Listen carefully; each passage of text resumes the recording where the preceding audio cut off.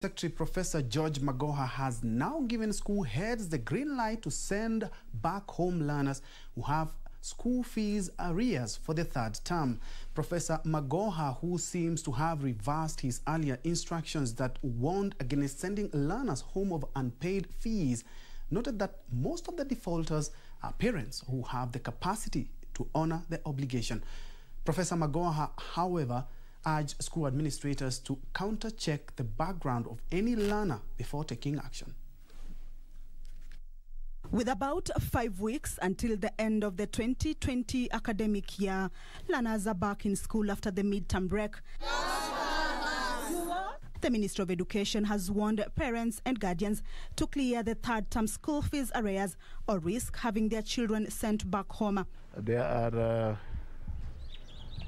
over 10 million of them. I want today to request on behalf of government that the Kenyan parents who are still denying paying the balance of their third-term school fees should please pay that fee without further delay. In November last year, Education Cabinet Secretary Professor George Magoha cautioned school administrators against sending learners home over school fees and urged them to explore dialogue with parents and guardians instead. But the CS now says parents may be taking advantage of the directive as most of the defaulters are capable of clearing the debts. I have moved backward a little because many people are taking advantage. I think the principal should be able to confirm.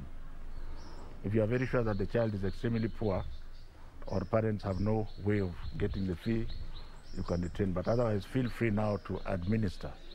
By all means, people who have not paid fees should pay fees. Only those proven to be from humble backgrounds will be exempted.